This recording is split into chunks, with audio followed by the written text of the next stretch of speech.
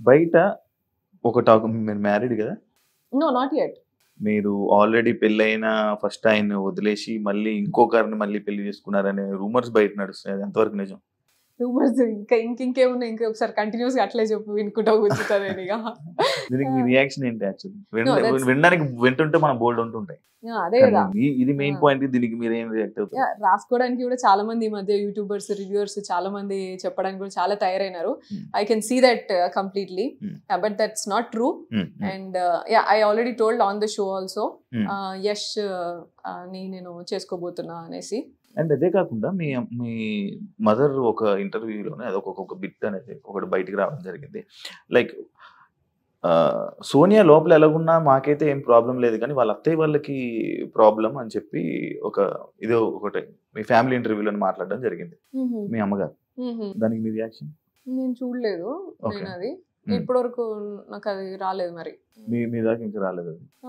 Okay, మీ అమ్మగారు అలా అన్నారు అనమాట.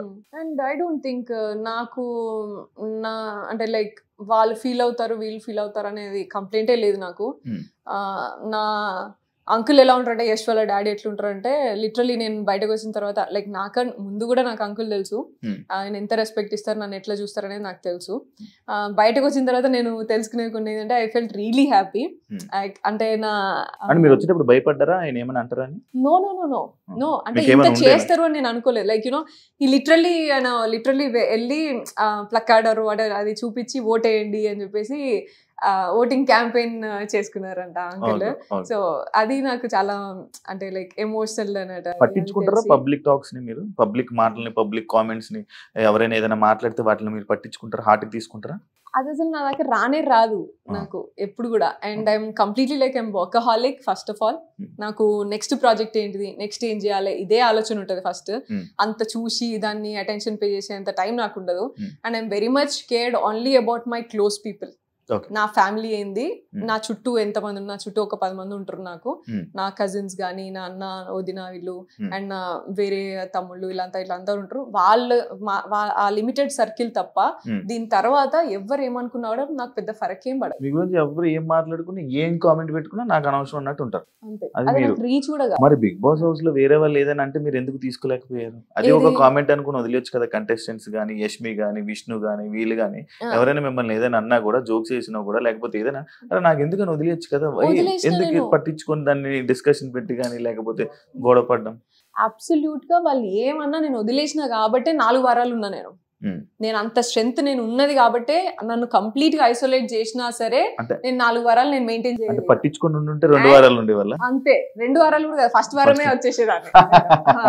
నేను పట్టించుకోను, నాకు అంత స్ట్రెంత్ ఉంది కాబట్టి I would have still there. నాకు హౌస్ విషయంలో నాకు ప్రాబ్లమే లేకుండే.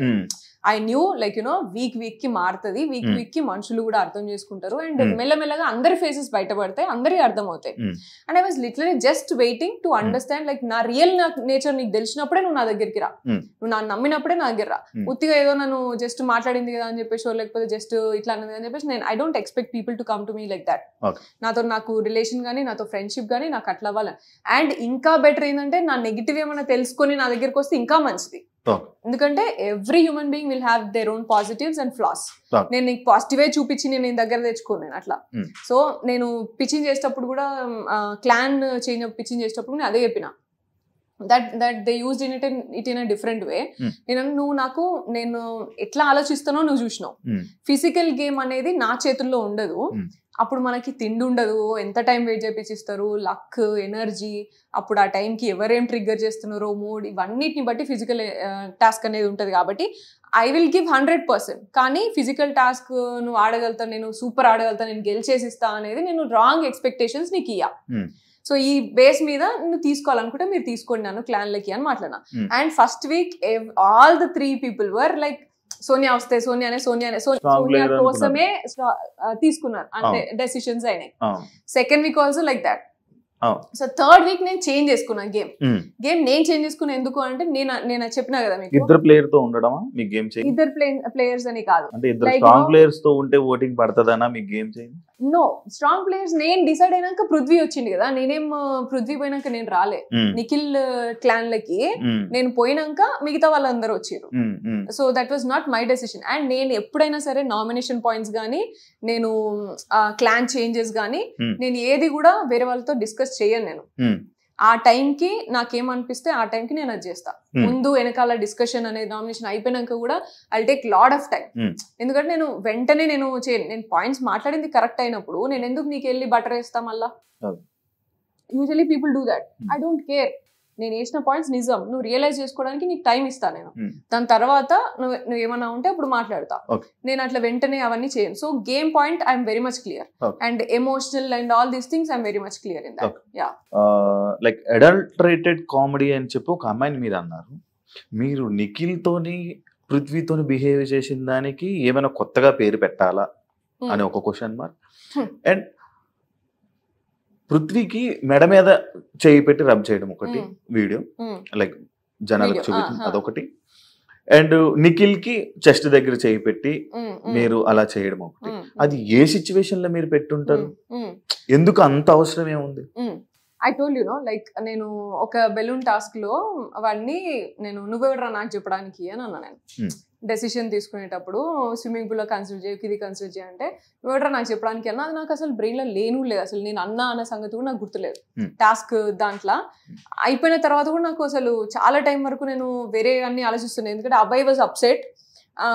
అబ్బాయి నాతో చెప్పని కూడా చెప్తలేడు. గేమ్ అయిపోయినాక నేను పోయి అబ్బాయితో మంచిగా మాట్లాడు. దీని వల్ల మీరు అలా చేశానని అంటారా ఏంటి? ఇప్పుడు దట్ వాజ్ నో, అప్పుడు అంటే ఇలా మాట్లాడాలా? ఇలా మాట్లాడి ఈ విధంలోనే మీరు నిఖిల్ తోనే నెక్స్ట్ డే మార్నింగ్ ఏమైందంటే, దానికంటే ముందు దిస్ వాజ్ దేర్. నన్ను కూడా తిట్టినావు నువ్వు.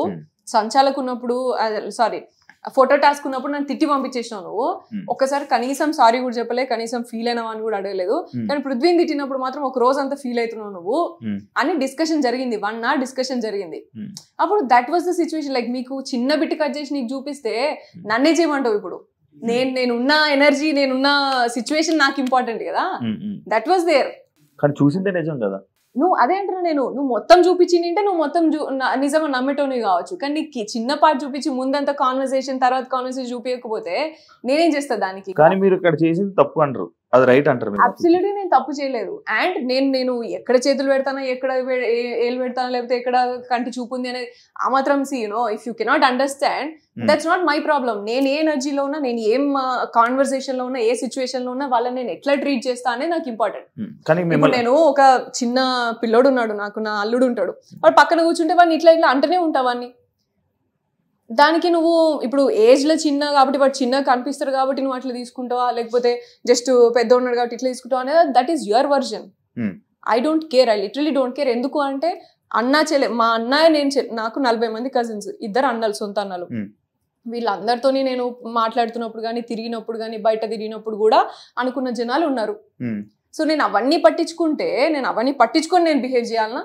అదైతే మంచి వే అంటారు, బట్టి కాన్వర్సేషన్ ని బట్టి కదా. అదే మీరు అది చేసింది అది ఒక మంచి వేలో చేసాను అంటారు. నేను మంచి వే బ్యాడ్ వే అని కాదు, నేను ఆ కాన్వర్సేషన్, నేను సిచ్యువేషన్, నేను వాళ్ళని ట్రీట్ చేసే విధానం నాకు తెలుసు.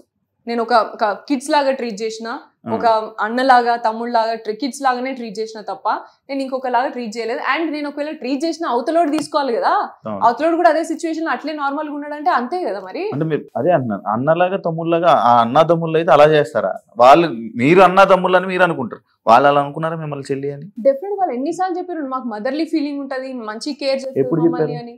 చాలా సార్లు చెప్పారు. ఎవరికి చెప్పారు? మాకు చెప్పారు, వేరే వాళ్ళకి కూడా చెప్పారు. వేరే వాళ్ళకి చెప్తే మరి యష్మి అని కానీ లేకపోతే మిగతా హౌస్ మేట్స్ మిమ్మల్ని ఎందుకు వాళ్ళ అన్న చెల్లెలని ఎప్పుడు అనలేదు? అండ్ మిమ్మల్ని మీ డిస్కషన్ లో కూడా అలా చెప్పలేదు? లాస్ట్ సండే ఎపిసోడ్ అయితే రీసెంట్ గా అదే లాస్ట్ లోనే, దాని తర్వాత ఏమైందో తెలియదు, వాళ్ళ డిస్కషన్ ఏం జరిగిందో తెలియదు.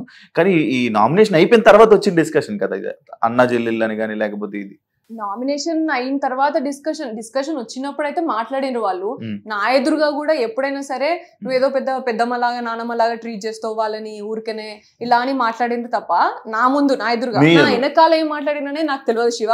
And I absolutely don't care about it. నేను చెప్పిన నా ముందు దమ్మున్నోడు ఎవడైనా నా ముందు వచ్చి మాట్లాడినప్పుడే నేను మాట్లాడతా ఏదైనా. సో వెనకాల జరిగినాయని నాకు అస్సలే ఫరక్ పడాయి. And that's what I'm telling about the negativity also. అండ్ నా ముందు నాకు మాట్లాడేటప్పుడు కూడా ఎవరైనా సరే Vishnu also told they have a great bonding, I'm grateful for that sir అని చెప్పేసి చెప్పింది సాటర్డే ఎపిసోడ్ లో. And Yashmi also declare that ఆమె ఒక బ్రదర్ అండ్ సిస్టర్ లాగా అడ్వైస్ ఇస్తుంది, కానీ వాళ్ళు ఎట్లా తీసుకుంటారు అనేది వాళ్ళ ఇష్టం సార్. అది దాన్ని హౌస్ మొత్తము రాంగ్ గా ఇంటర్ప్రెట్ చేసుకుంటున్నారు అని చెప్పింది. ఆమె క్లియరెన్స్ ఇచ్చింది.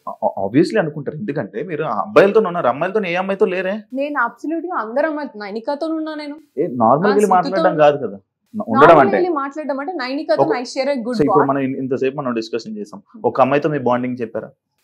నువ్వు అడగలేదు, క్వశ్చన్ అడగలేదు. ఆల్రెడీ చెప్పారు నాకు సీతతో బాండింగ్ ఉండేది, మధ్యలో పోయింది కానీ చెప్పారు, కానీ ఇంకొకరు చెప్పలేదు. ప్రేరణ గురించి చెప్పిన, యష్మి గురించి చెప్పిన, ప్రేరణ గేమ్ గురించి చెప్పారు, ప్రేరణ వాస్ దేర్. ప్రేరణతో మంచిగా ఉండే. నేను క్లాన్ చేంజ్ అయినప్పటి నుంచి మాకు డిఫరెన్సెస్ వచ్చినాయి. అదే అన్న, అదే ప్రతి ఒక్క అమ్మాయితో డిఫరెన్సెస్ వచ్చాయి, కానీ నిఖిల్ పృథ్వీతో డిఫరెన్సెస్ లేవు కదా, వాళ్ళు కలిసే ఉన్నారు కదా. బరాబర్ ఉన్నాయి, ఎందుకు లేవు డిఫరెన్స్? వీళ్ళతో వెళ్ళి బతిమాలినట్టు వెళ్ళి ఆ అమ్మాయిలతో బతిమాలలేదు కదా, అమ్మాయిల దగ్గరికి వెళ్ళి బతిమాలలేదు కదా. లైక్ వీళ్ళకేమో ఇలా బుజ్జగించి వీళ్ళకి ఒక్కొక్కటి ఎక్స్ప్లెయిన్ చేశారు, పక్కన కూర్చోబెట్టుకుని ఒళ్ళో పడుకోబెట్టుకుని. బట్ అమ్మాయిలకి అలా చేయలేదే.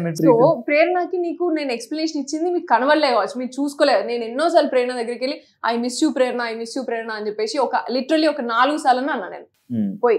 మేకప్ నాకు మామూలుగా సాటర్డే ఆమెనే రెడీ చేస్తుంది, అప్పుడు కూడా పోయి నేను I miss you so much Prerana, నాకు ఎందుకో నువ్వు తెలియదు, నువ్వు ఎట్లాను అని చెప్పేసి కూడా అన్నా. అండ్ యష్మితో కూడా మాట్లాడాను నేను ఈ విషయం. ప్రేరణ ఎందుకు అట్లా గిచ్చికాయం పెట్టుకుంటాను నువ్వుకే ప్రతిదానికి, చిన్న విషయానికి పొద్దు నుంచి అన్నట్టు కూడా. గిచ్చికాయం అంటే లైక్ ఏదో ఒకటి ఇట్లా అనడం అన్నట్టు, ఇట్లా అది జనరల్ గా యూజ్ చేస్తాము మా తెలంగాణలో, మామూలుగా వాడతాము. షీస్ లైక్ క్లాన్ చేంజ్ అయినప్పటి నుంచి ఇలా నేను టీ పెట్టుకుంటున్నప్పుడు కూడా టైమింగ్ ఇస్తారు, మాకు టైం ఉన్నది మీకు తెలుసు కదా, టైమర్. సో ఆ టైమర్ ప్రకారం పెట్టుకుంటున్నప్పుడు మా టైం మాకు రన్ అవుతుంది, తొందరగా పెట్టుకోండి ఇంకెంతసేపు ఇట్లా అని అంటున్నాయి.